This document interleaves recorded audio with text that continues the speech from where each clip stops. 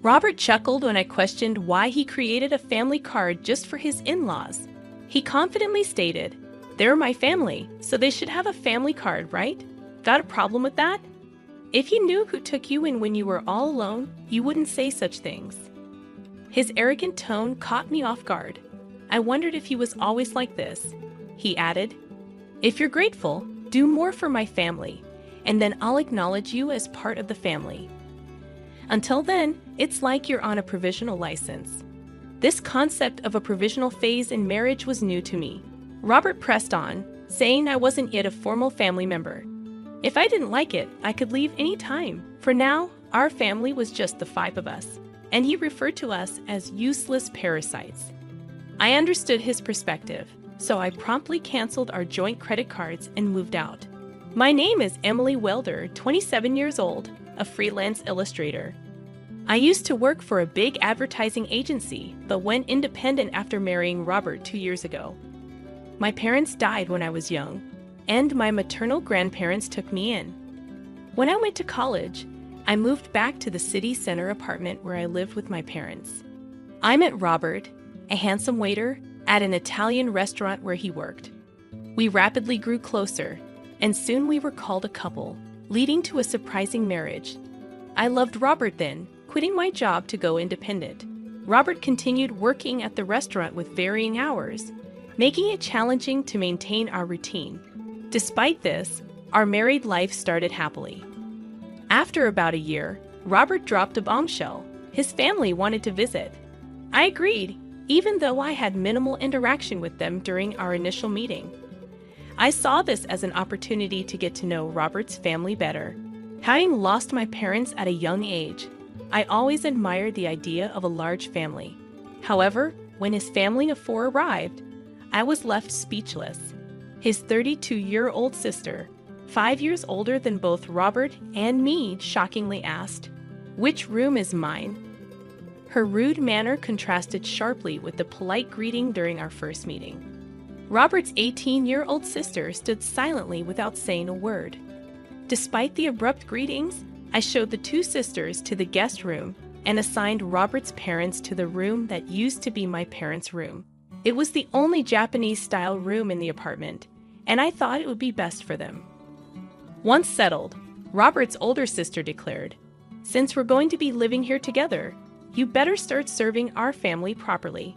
Confused, I looked to Robert for help, but he was laughing in a way I had never seen before. It turned out his family had given up their own home and moved into my apartment without my knowledge. Apologizing, Robert explained that their family home had to be vacated suddenly, and they had nowhere else to go. I wished he had informed me earlier, as I had assumed it was just for a date or two. Expressing my inconvenience, Robert apologized and asked if they could stay until they found somewhere else to go. Unable to turn away the family of someone important to me, especially in their time of need, I reluctantly agreed. Reluctantly, I agreed to let Robert's family stay with the condition that they find a new place as soon as possible. However, I would come to regret this decision. From the day they moved in, Robert's family showed no restraint. All four of them did nothing and left everything to me, saying whatever they wanted. They made no effort to look for a house or a job. When I asked about their jobs, I got another surprise. Robert's older sister had quit her part-time job at a supermarket. Despite her age, she revealed she hadn't had a steady job since high school. Robert's parents had also quit their part-time jobs before coming here, and his younger sister was unemployed, lying about being a student. When I questioned why they weren't working, Robert's sister shockingly said, "Why should I work when I've become part of a wealthy family?" She claimed I had received a big settlement and insurance money from my parents' accident, and since I didn't have a mortgage on the apartment, I could live without working. I protested to Robert, but he defended his family, claiming they needed time to rest. The tyranny of Robert's family worsened. They treated me like a servant at home and demanded money when going out. I reluctantly gave them some money, which they claimed to have spent without finding a job. If I confronted them, they would accuse me of lying without proof.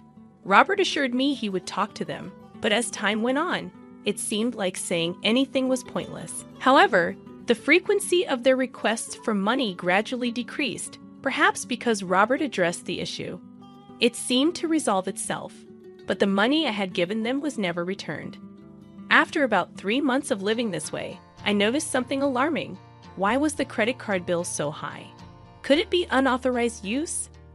Upon checking the statement, all the charges were made with family credit cards, covering purchases from food and drinks to books, games, and expensive brand bags and clothes. Each item was labeled with a number from 1 to 5, indicating that 5 family credit cards had been issued. Currently, these credit cards were in my name, with Robert using the family cards. He had mentioned that it would be more convenient to consolidate payments and asked if he could leave it to me to manage them. However, it appeared these family cards had been issued without my knowledge. Robert's family stopped asking for money because they could now make credit card payments and cash withdrawals. When I confronted Robert about why he made family cards for his in-laws without consulting me, he laughed and said, "Well, do you complain when they say they have no money? What choice do I have? Besides, you know who took you in when you were all alone, right? Can you really say such things to the important family of your benefactor?" His arrogant tone stunned me into silence. I wondered if Robert was always like this. He added, "If you're grateful, you should serve my family more. Then I'll acknowledge you as family too. Until then, consider it like you're on a provisional license." This concept of a provisional phase in marriage was new to me. Noticing my silence, Robert pressed further, stating that I wasn't yet an official family member. If I didn't like it, I could leave any time. Right now, it's just the 5 of us in our family. Useless parasites. Get out. That's when I realized Robert's true nature. Shocked and feeling as if all the blood had drained from my body, I considered divorcing Robert. In fact, I began to question why I married him in the first place. Initially, I thought he was just a handsome guy like the other girls and was excited about his looks without any particular intent. Then, during one encounter, Robert approached me saying, "You seem different from other people." Emily, I don't know how to put it, mystical. Sorry, it's not something I should say to a customer. I was taken aback, but the conversation continued, and I gradually started to notice Robert. Maybe that was his strategy to make me like him. Thinking about it calmly, it started to make sense.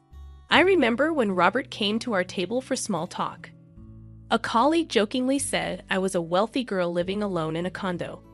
It was right after that he started talking to me, probably after my wealth and this condo. Robert wasn't really my type, to put it nicely. He was modern, to put it bluntly. He seemed somewhat frivolous. I preferred mature men who could talk quietly and seriously. But despite my preferences, I ended up falling for Robert. I always found that strange. Robert was the so-called handsome guy, making it easy for him to charm a woman, especially someone like me, not used to men and newly into the workforce. I fell for his tactics and ended up marrying him. The thought made me frustrated and embarrassed.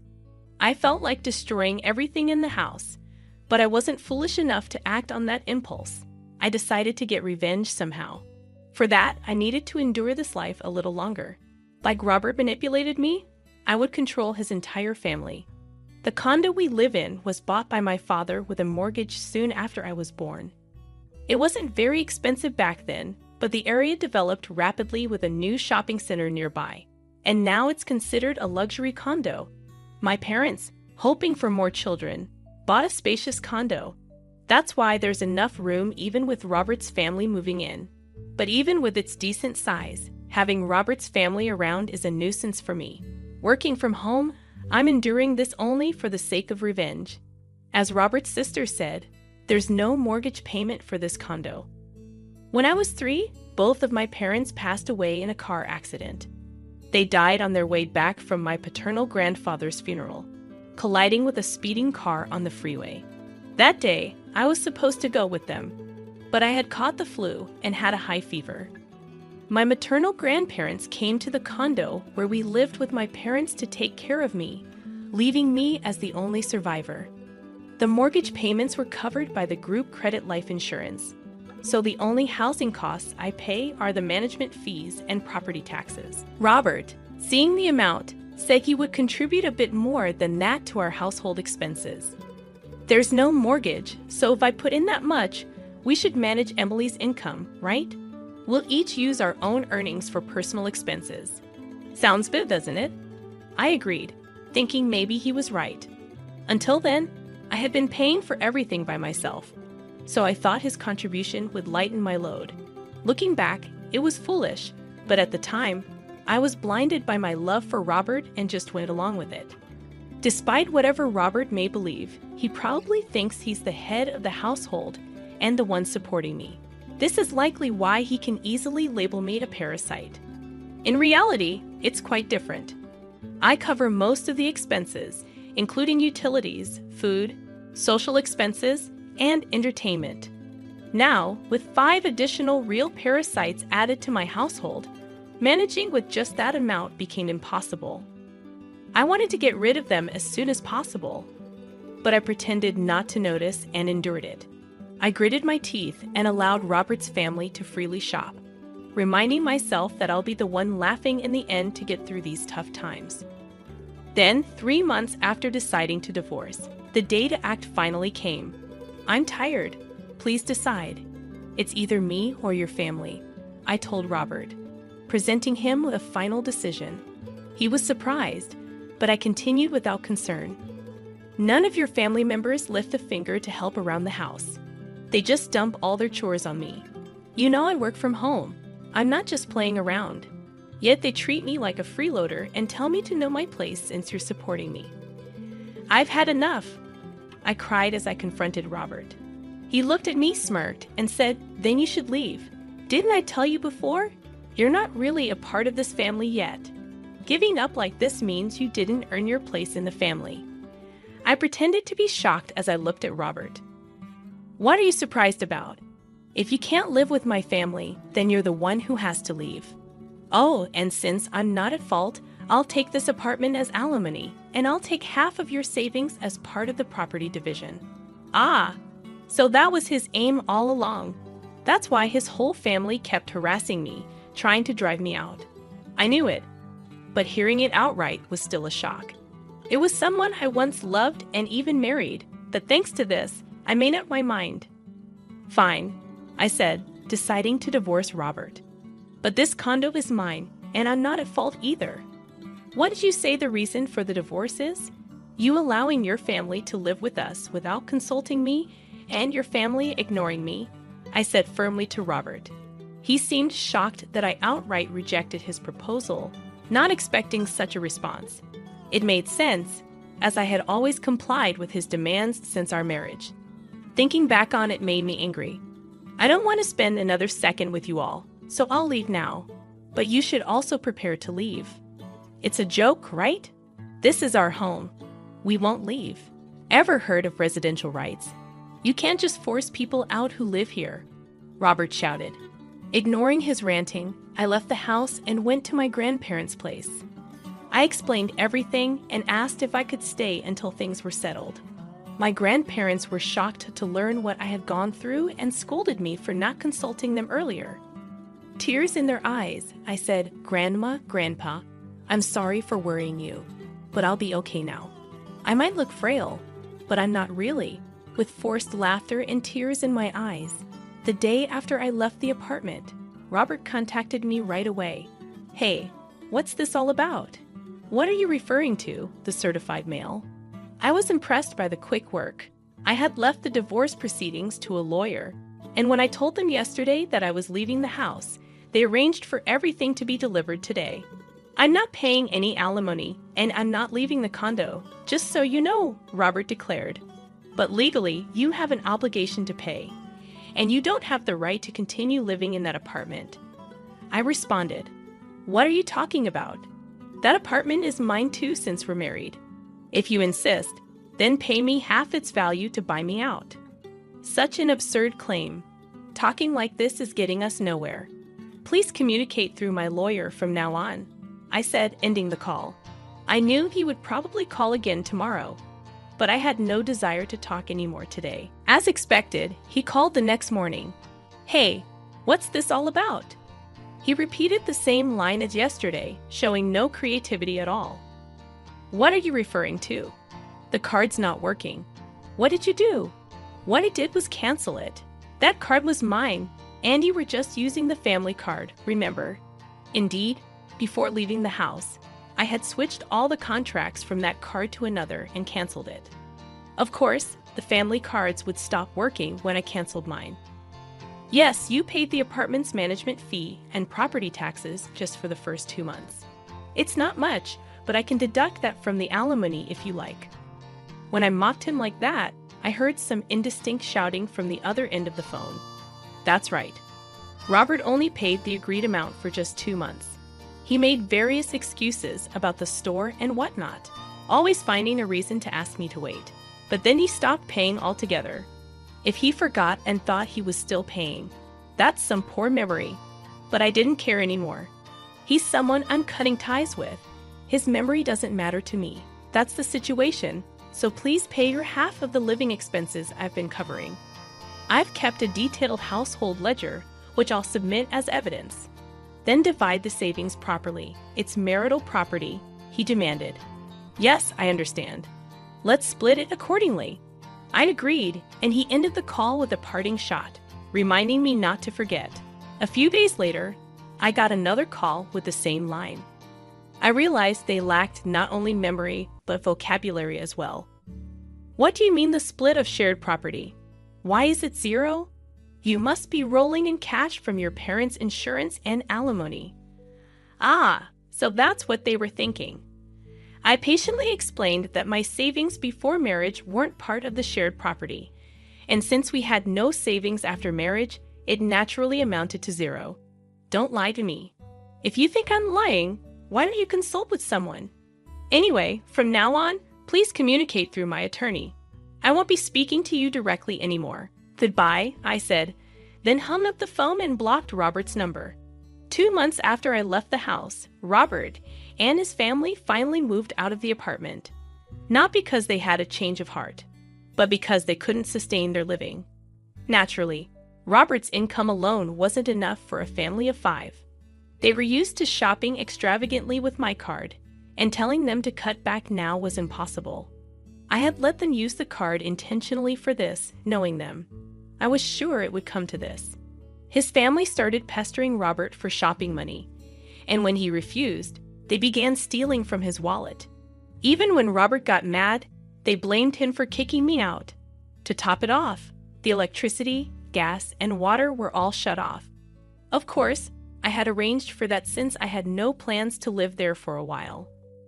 Robert tried to get them restored immediately over the phone, but the house was in my name. No one else could get them reconnected. During the hot summer and early fall, his family couldn't bear the extreme heat and eventually left the condo. Where they went, I neither know nor care. Robert tried to stay till the end, but eventually gave up due to the lack of electricity and the inability to bathe. The divorce proceedings progressed faster than expected, not because Robert had a change of heart, but because he messed up. He cheated on me while we were still married, or rather, he had started making moves on someone, thinking he could kick me out soon. He bragged about owning a luxury apartment in a prime downtown location, luring young girls there. It's surprising he did this while his family was around. But he had a history of such behavior, so they didn't mind. He was handsome, so I suspected he might do such things. Before leaving, I had installed cameras in several places in the house, capturing all the evidence. Maybe he underestimated me, but he really did disrespect me. He brought his family into my home without my permission, made a family card, left me the bill, kicked me out, and cheated on me. I demanded a hefty sum in alimony for all these. When Robert saw the amount, he turned pale and desperately pleaded for reconciliation. But I had no such intentions. Knowing he couldn't pay, I made him borrow as much as possible from his company and took whatever I could get. When I threatened to sue him for fraud over the family card, he reluctantly agreed to my terms. Well, I hope he does his best to pay off his debt. The divorce is finalized, and I'm still staying at my grandparents' place. I haven't decided what to do with the apartment yet. I might sell it, I treasured it because my parents left it to me, but since they passed away when I was very young and I have no memories of them, plus all this has happened, I think they'd understand if I let it go. My work as an illustrator is picking up. I might live alone again, but it's a good time for that.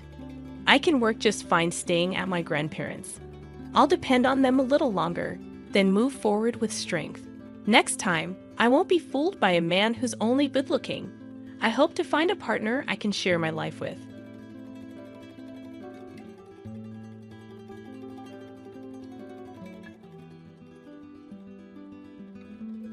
My name is Ma, and until I turned 33, the most exciting event in my life was when the accounting firm I worked for switched from PCs to Macs.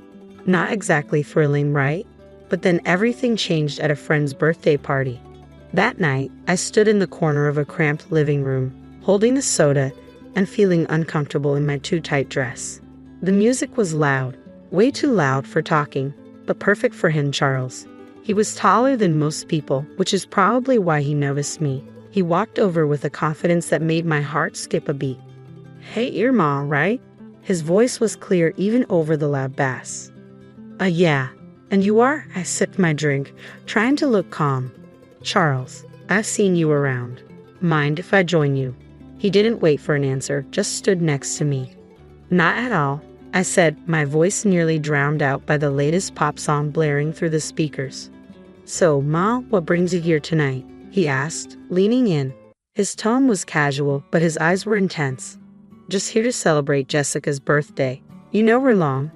"Yeah, went to college with her. She keeps inviting me to these things. Can't say no, can I?" We laughed, and it felt natural, easy. "I get it. I work with her. She's kind of hard to say no to." "An accountant, right?" She mentioned it. He nodded like he already knew. "That's right. Numbers are my game," I joked, even though I usually found nothing funny about spreadsheets. "Sounds thrilling." He grinned, and I couldn't tell if he was teasing me or not. "Oh, absolutely. It's all wild parties and high stakes in the accounting world." We laughed again, and I felt at ease talking to someone genuinely interested in what I had to say. It was new, exciting, and a bit scary. "You want to grab some air?" he suggested, nodding toward the backyard. I nodded, grateful to escape the noise. Outside, the cool air was a relief. "So, what's a guy like you doing in a place like this?" I asked, trying to sound more confident than I felt. "Just looking for a good time, I guess. And maybe someone cool to hang out with," he said with a smile that made his eyes crinkle at the corners. We talked about everything and nothing, movies, books we liked, how he was into graphic design but stuck in a corporate job he didn't love. It felt like we'd known each other for years. As the night wound down, he pulled out his phone. "Can I get your number? I'd really like to see you again, Ma." I hesitated, not used to this kind of attention, but something about him felt right. "Sure," I said, typing my number into his phone. He smiled, his whole face lighting up. "Great, I'll call you. We should go out, just the two of us." "Sounds good." I managed my stomach doing flips. I watched him go, a part of me still in disbelief that this was my life now. Maybe turning 33 wasn't so bad after all. Maybe it was just the start of something truly great. The days after Charles' call felt like a blur. Before I knew it, I was getting ready for our first date, my nerves all over the place since I didn't have much experience in this area. I chose a simple blue dress, nothing fancy, but I hoped it would do the trick. Charles picked me up at 7 sharp in his clean, well-kept sedan. Nothing flashy, but it suited him perfectly. As I got in, he flashed me a smile that could knock you sideways. "You look great, Ma," he said. "Thanks," I mumbled, probably blushing like a tomato. "You look nice too." Dinner was at a cozy little French place he knew. The food smelled amazing, but my stomach was doing somersaults. We ordered pasta, him with some fancy sauce and me with plain old marinara. "So, Ma, tell me something about you that no one else knows," he said, twirling his spaghetti expertly onto his fork. I chuckled, playing with my food more than eating it. "Well, I'm pretty boring, but I guess not everyone knows I can solve a Rubik's Cube in under a minute." He raised his eyebrows. "Really now? That's pretty cool. You'll have to show me sometime." "Sure," I said, starting to relax a little. "What about you? Any hidden talents?" "I make a mean breakfast burrito," he boasted with a grin. "Best you'll ever have." "I'll take your word for it. Maybe you can prove it sometime." I teased. The conversation flowed, and for the first time in a long while, I felt like I was exactly where I was supposed to be. The next few weeks were a whirlwind. We saw each other constantly. Charles would come over after work, and I'd meet him for lunch near his office. He showed me his favorite spots around town, little nooks I'd never noticed before. It was like seeing the city for the first time. Things took a serious turn when he invited me to meet his parents, Brian and Camille. They lived in a small, cozy house full of photos and little decorations. Camille hugged me the second we walked in. "Oh, we've heard so much about you, dear," she said, squeezing my shoulders. "She's lovely," Charles said, and I could tell he was pleased. We sat down to dinner, and the conversation was non-stop. "So, Ma, Charles tells us you're an accountant. That must be interesting," Brian said, passing me the potatoes. "It has its moments," I replied with a smile. "Mostly just numbers, but I like the order of it." "And how's your family?" Camille asked, genuinely interested. "They're good, thanks. My dad's a businessman, always busy, but he's been really supportive of me." It was all happening fast, but it felt right. It was as if everything in my life had been leading up to this moment, meeting Charles and feeling like someone finally saw me for who I was, not just some plain Jane accountant. One evening, a few months into our whirlwind romance, we were walking along the riverbank. The city lights reflected off the water in a postcard-perfect way. "Maud, I've been thinking," he started, stopping and facing me. "Yeah?" I asked, my heart starting to race. "I don't want to wait any longer. I know this is fast, but will you marry me?" Just like that, my world changed. No hesitation, no doubt, just a simple, "Yes, Charles, I'll marry you." The whirlwind didn't stop there. Soon after, I introduced Charles to my father. He took to Charles immediately, appreciating his straightforward manner and obvious affection for me. "He's a good man, Ma," Dad said, giving his approval, which meant the world to me. So we got married. It was a modest wedding, nothing too extravagant, but it was perfect for us. I even found myself loving the way I looked in my wedding dress, something I'd never imagined. Smiling wide, I posted photos on social media, sharing my joy with friends and family. After the wedding, life didn't slow down. It picked up pace. Charles and I barely had time to savor our newlywed bliss before he suggested something big. "Hey Ma, I've been thinking," he said one evening as we unpacked another box of wedding gifts in our cramped apartment. "How about we move in with my folks?" I paused, holding a coffee mug in my hand. "Live with your parents?" He nodded, looking serious. "Yeah, they're not getting any younger, and I'd feel better if we were around to help out. Plus, it would save us some money on rent." It made sense, but moving in with the in-laws, that was sitcom territory. "Are you sure they'd want us there all the time?"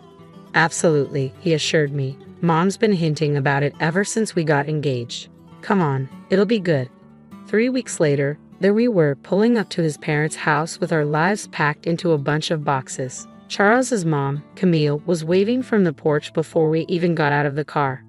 "Oh, Ma, we're so thrilled to have you both here," she exclaimed, pulling me into a hug that was a bit too tight. Brian, Charles's dad, clapped him on the back. "Welcome home, son, and you too, Ma." The house was cozy, stuffed with furniture that looked like it belonged in a museum, the Museum of 1973.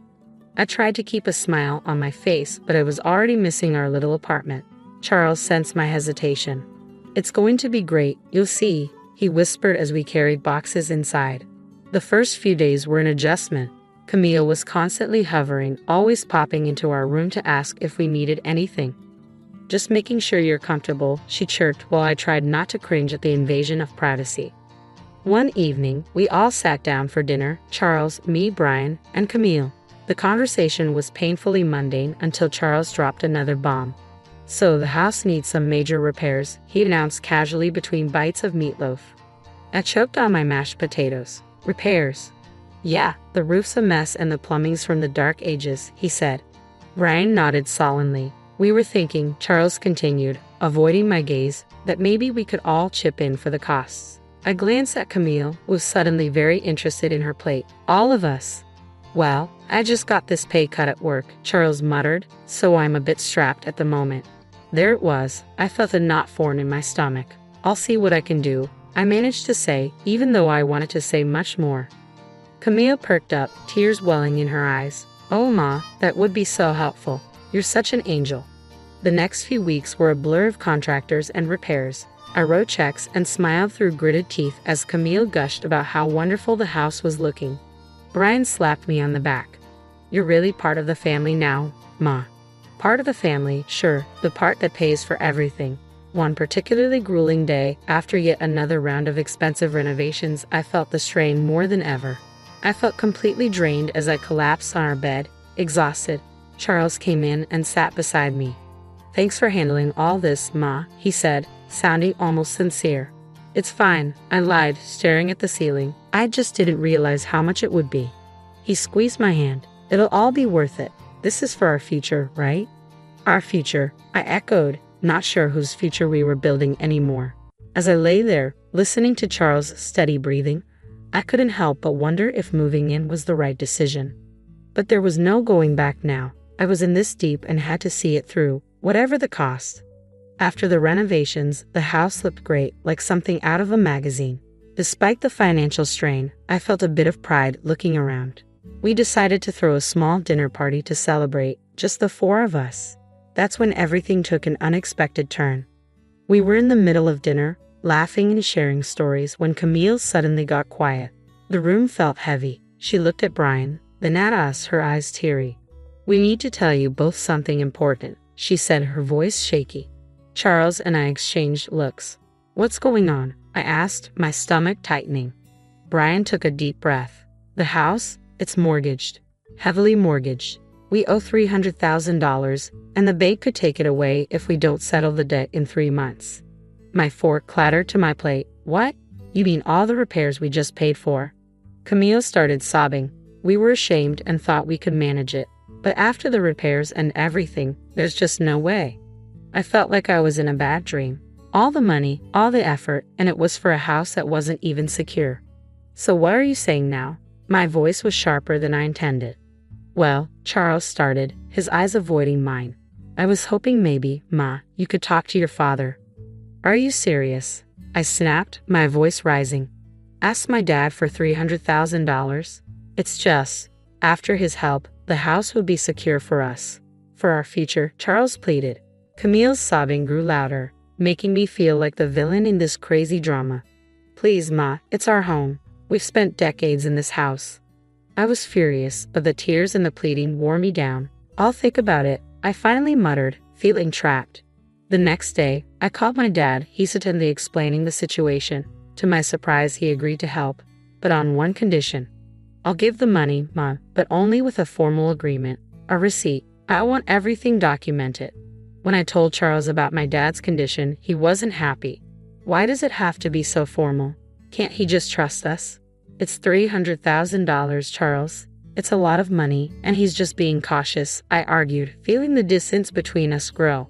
"He'll get his paperwork," Charles muttered, clearly annoyed. The paperwork was drawn up and the money was transferred. Camille and Brian were relieved, constantly thanking me, but the air between Charles and me had changed. There was a coldness that hadn't been there before. Just when I thought my life couldn't get any darker, tragedy struck. "Ma, it's Kayla." A voice came through the line, shaky and choked. "Your dad, he had a heart attack. It's bad." My heart dropped to my stomach. "What? How is he?"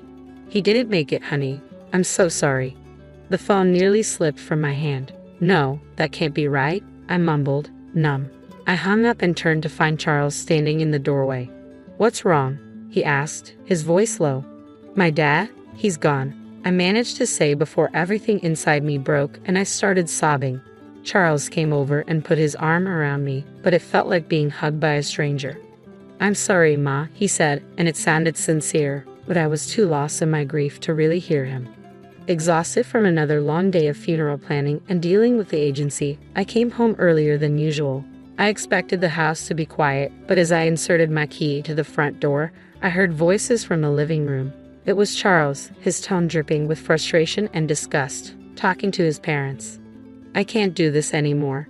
Living with her is driving me nuts. It's too much," Charles complained.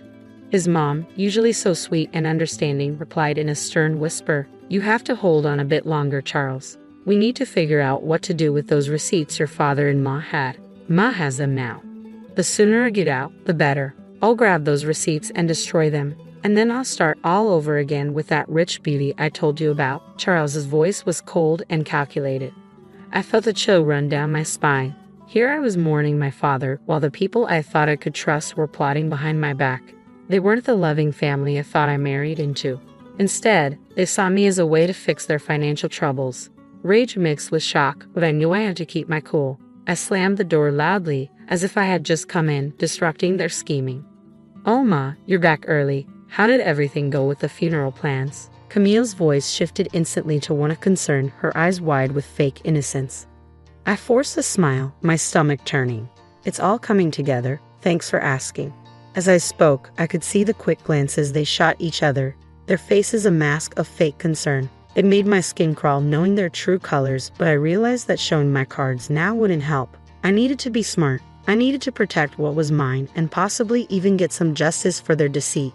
The funeral was somber, the air heavy with grief and murmured condolences. But as the ceremony wrapped up and we returned to Charles' parents' house, the true colors became even clearer. As we gathered in the living room sipping on lukewarm coffee, the family I married into began to show their true colors. Charles's demeanor shifted, his usual charming facade crumbling away to reveal something more sinister.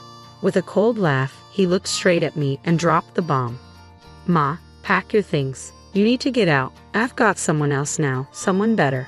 His words should have felt like a slap, and I pretended to be stunned. Before I could respond, Camille chimed in with a snide giggle. "We've really had enough of you, dear. We only put up with you for your money." "What about the house?" I asked, feigning disbelief. "The house that I paid to fix. The $300,000 I poured into it." Camille laughed harder, as if I had told the best joke of the year. "Oh, sweetie, this house is ours. You're nothing here." Charles's smirk widened. "And those receipts you're so proud of? Found them in your dad's house and burned them. They're gone." For a moment, I let them believe they had won, but then I couldn't help it. I burst into laughter, my reaction confusing them, their smiles faltering. "Why are you laughing? What's so funny?" Charles demanded. I wiped a tear from my eye, still chuckling. "You three are just pathetic. You think you're so clever. The receipts you destroyed were copies. The real ones are safe with my lawyer." The color drained from their faces. Charles's arrogance turned to panic. "You can't prove anything," he stammered. "I can, and I will," I shot back, my voice steady and firm. "Now, I want my money back. All of it, or my next call is to the police." Charles and Brian looked at each other, their earlier confidence replaced by fear. Brian, usually so bold and brash, began to plead. "Ma, please, let's talk about this. We can sort something out." With the truth out and leverage in my hands, negotiations with Charles and his parents dragged on longer than I expected. It was clear they were trying every angle to sway the terms in their favor, but I wasn't about to budge. "Look, it's simple," I stated firmly during one of our many discussions at their now legally mine kitchen table. "The house gets transferred to my name in exchange for the money. That's the deal. No more games." Finally, they relented. We all agreed that the best course of action was to make everything official and legal. I insisted that everything be documented by a lawyer and confirmed with the proper papers. "I want no corners cut," I emphasized. At the lawyer's office, the atmosphere was tense as documents were signed and notarized. I watched closely as each signature was applied, ensuring there was no room for further deceit. Once everything was finalized, I felt a weight lift off my shoulders. I collected the documents related to the transfer and turned to Charles's mother, who looked deflated yet still carried a hint of her former haughtiness. "I'll be keeping these in a safe place," I said, holding up the papers before slipping them into a folder, just to ensure no one is tempted to pull any stunts. With the legalities handled, the divorce proceedings were straightforward. Charles was quiet, his earlier arrogance nowhere to be seen. When the final papers were signed, I felt a weight lift off my shoulders. A chapter closed. On the day they moved out, I stood on the porch of my now fully owned house and watched Charles, his mom, and dad carry their belongings to a rental van. Their movements were slow, the mood somber. I couldn't help but feel a mix of satisfaction and sorrow. This wasn't how I imagined my marriage ending, but under the circumstances, it was the best possible outcome. After everything settled down and I began to enjoy my newfound peace, word got back to me through friends about Charles and his situation. Apparently, the grass wasn't greener on the other side. His mistress had dumped him not long after our divorce, and his parents were now crammed into a tiny apartment, a big downgrade from the comfortable house they once had. It seemed karma had caught up with them quicker than I expected. Despite their situation, they started reaching out to me, bombarding me with calls and messages, probably hoping to weasel their way back into my life or, at least, my house. But I was done with their deceit. I blocked their numbers without a second thought and blacklisted them on all social media. It was liberating to cut the final threads that connected us. One afternoon, as I was enjoying the quiet moment with a book in my living room, there was a knock at my door. Peering through the peephole, I saw Charles standing there, a pathetic figure holding a bouquet of flowers. The audacity of it made me scoff. Opening the door, I couldn't help but laugh outright at the sight of him. "Really, Charles? Flowers?" He shuffled uncomfortably, the bouquet seeming to wilt along with his spirits. "Ma, I've realized so many things. I was wrong, terribly wrong." "Remember when you told me I disgusted you?" I interrupted, leaning against the door frame, not hiding my amusement at his discomfort. "What changed, Charles? Run out of options?" He looked down, the shame clear on his face. "I made mistakes, but I'm here to make things right." I shook my head, almost feeling sorry for him. "Almost. You're not here to make things right, Charles. You're just desperate to get back to your comfortable life. But guess what? That life doesn't exist anymore. Not for you."